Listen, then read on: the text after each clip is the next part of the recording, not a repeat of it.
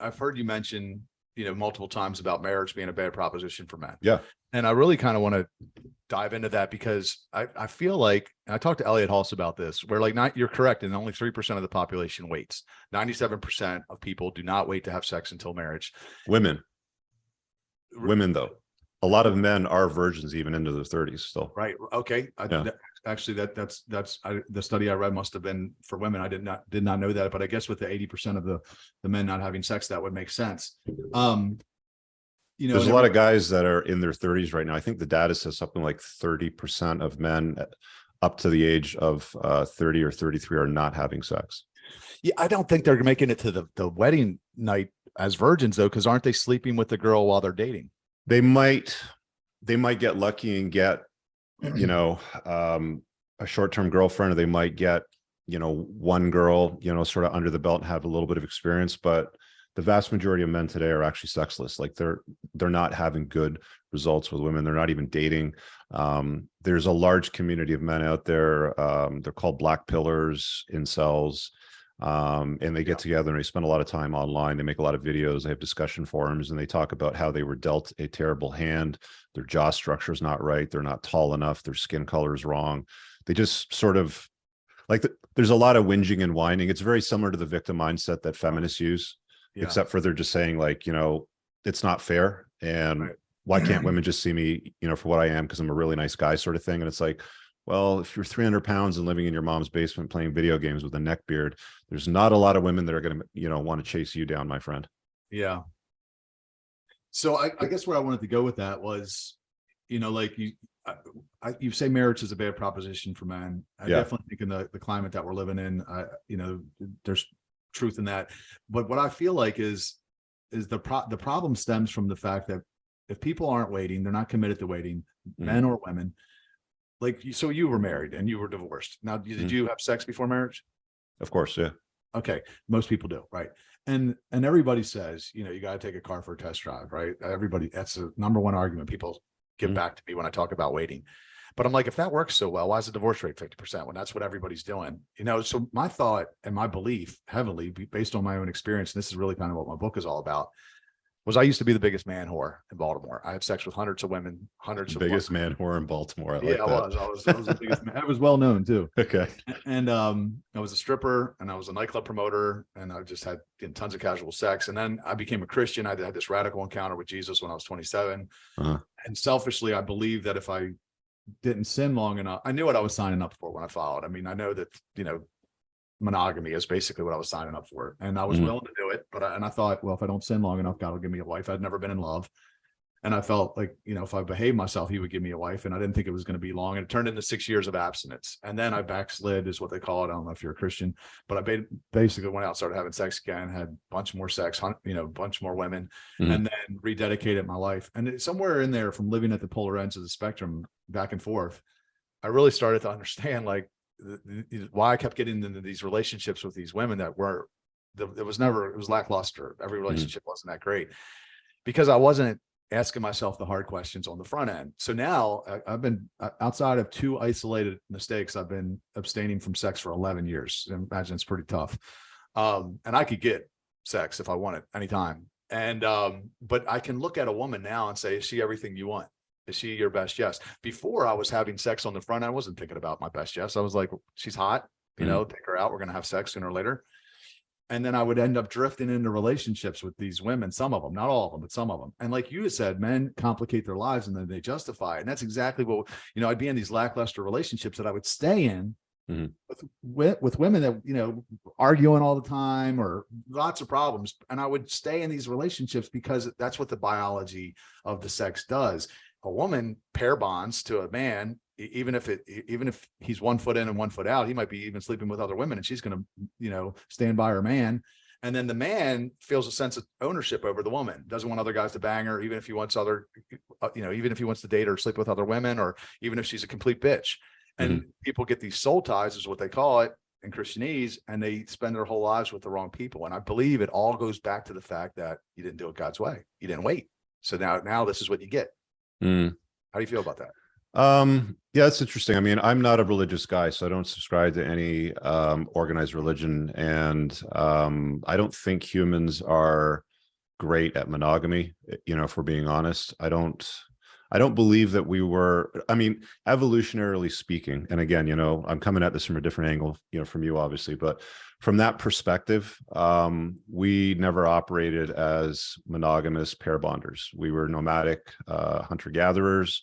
There was lots of promiscuous sex. It's kind of always been that way. I think that religion can be a good buffer. I mean, if you want to invite a woman into your life, I would say a woman that subscribes to a religion that, is good for the family household, for the household unit, for children, for her pair bonding to you, to looking up to you, to letting you lead, and encouraging the man to lead, obviously, that can be a good thing. So I'm not opposed to it. Like, my kid goes to a Catholic school, obviously, right? So I don't have issues with it, but I don't like a lot of the trad con sort of narratives that push guys into marriage blindly. I think that you have to open your eyes to the reality of what marriage is. You have to recognize that in most places in the West, if you get married, you are essentially inviting the state into your household.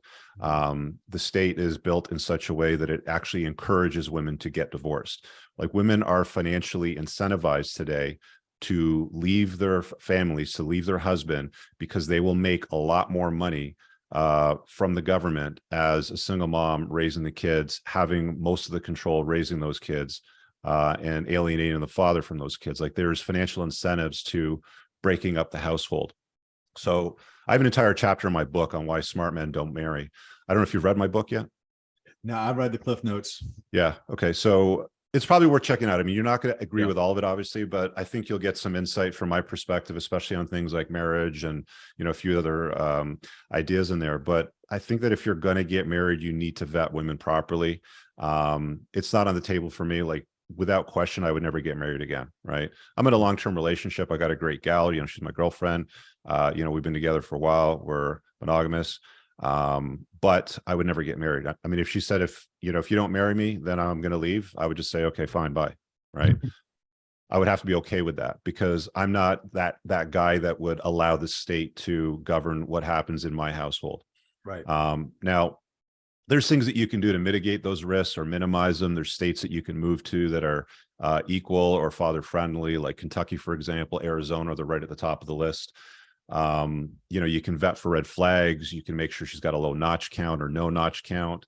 There's a lot of things that you can do, but by the time you do all of those things, you're probably left with less than 1 or 2% of the female population. And then you have to, consider, well, okay, if in that dating demographic, there's only 1 or 2% of the women, available to me.